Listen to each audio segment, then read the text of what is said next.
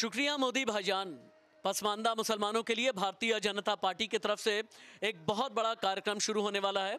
पसमानदा यानी पिछड़े मुसलमान, अशराफ यानी अगले मुसलमान। ये शुक्रिया मोदी भाईजान 2024 से पहले क्या भारतीय जनता पार्टी का मास्टर स्ट्रोक है विभूति जी? जी बिल्कुल, कहीं न कहीं से ये मास्टर स्ट्रोक ही है। और मुझे याद आ रहा है कि आपने अपने चयन के लिए इस मुद्दे को उठाया था। और वाक़ई देखिए क्या है ना कि अ, ये प्रचार किया जा रहा है, लेकिन कहीं न कहीं से मुस्लिमों के लिए, सारे मुस्लिमों के लिए, पसमानदा की बात बाद में करेंगे, ये सरकार कहीं न कहीं से हितैषी रही है। ऐसी चर्चा होती है और आप देखेंगे भी कि सरकार की कई सारी योजनाओं का लाभ उनको स्पष्ट रूप से मिलता है। और उसके बाद जो है ये पसमानदा मुस्लिम जो है, ये एक तो देखिए 3 तलाक वाला मामला फ़ायदा हुआ बीजेपी को, ऐसी चर्चा है, कहा जा रहा है। हाँ, अपनी जी बात आप कहते रहे, माइक जी लेकर के। जी जी हाँ मैं जी 1 मिनट के लिए आया, अपनी जी बात जी कहते जी रहे। जी। और ये जो पसमानदा मुस्लिम का मामला है, ये निश्चित तौर पे बीजेपी को आगे बढ़ाएगा, इसके सीटों को बढ़ाएगा।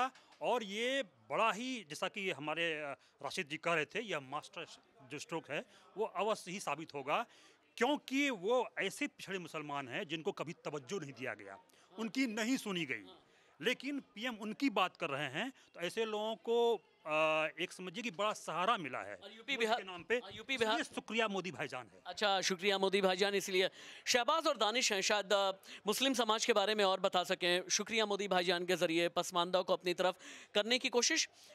क्या ये मिथक टूटेगा सबका साथ सबका विकास सबका विश्वास में कि भारतीय जनता पार्टी जो है मुस्लिमों की पार्टी नहीं है? क्या ये मिथक टूटेगा? मिथक तो तब टूट गया था जब 3 तलाक की बात आई थी।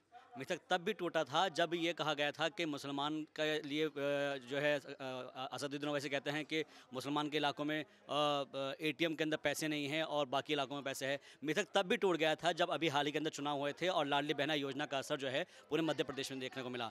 तो मिथक तो टूटते चले जा रहे हैं और उसका असर देखने को मिल रहा है। जो आप बात कर रहे हैं, थैंक यू भाईजान मोदी की, उसका असर ये है कि ख़ासतौर पर भारतीय जनता पार्टी ये कहना चाहती है कि सबका साथ सबका विकास सबका विश्वास और सबका प्रयास।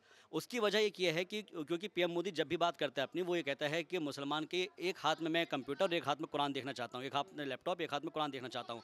तो ये तो बहुत पहले की बात उन्होंने कह दी है और इसलिए मैं कह रहा हूँ कि मिथक टूटते चले जा रहे हैं। हालांकि जो राजनीति करने वाले हैं वो राजनीति करते हैं, बार बार इस चीज़ को लेकर कहते हैं। एक लेकिन दानिश और भी सवाल किया जाता है कि मुस्लिम समाज में सिर्फ दाऊदी बोहरा पर ही फोकस क्यों पसमानदा पर ही फोकस? जब सबका साथ सबका विकास सबका विश्वास की बात आती है तो इसमें इंक्लूसिव अप्रोच क्यों नहीं होता? ना पसमानदा अशराफ इनकी बात ना करें बल्कि पूरी कम्युनिटी की बात करें।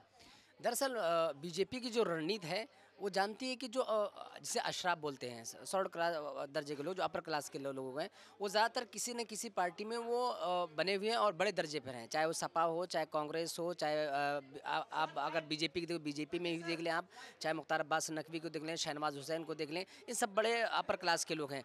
और जो बीजेपी का फोकस है वो मुसलमानों में 80 से 85% जो वोट है वो इन्हीं पसमानदा वोटर है। और इन्हीं वोटरों को लुभाने के लिए 2024 में जो रणनीति चल रही है बीजेपी, वो सिर्फ 1-2 सीटों के लिए नहीं, तकरीबन 190 सीटें ऐसी आती हैं जहां पर पसमानदा वोटर अगर 2% इधर से उधर हो जाए तो कांग्रेस की और भी गर्त में जा सकती है, कांग्रेस इंडिया अलायंस और गर्त में जा सकती है। 2%, सिर्फ 2%। और 20 सीटें यूपी की ऐसी हैं जहां पर पसमानदा वोटर बहुत बड़ी भूमिका में आते हैं। तो क्या इसका मतलब ये समझा जाए, अगर पसमानदा वोटर्स के लिए इतनी बातें हो रही हैं, मैं तो बिल्कुल सीधा सवाल एक करता हूँ कि क्या आने वाले दिनों में ये भी दिखेगा कि लोकसभा चुनाव में एक ठीक ठाक तादाद में मुसलमानों को भी टिकट बीजेपी दे सकती है? इस तरह की भी संभावनाएं हैं क्या? देखिए, मैं अपनी बात की शुरुआत करूंगा मुस्लिम मंच से। आरएसएस की तरह ही बीजेपी में 2002 में, दिसंबर 2002 में मुस्लिम मंच की स्थापना हुई।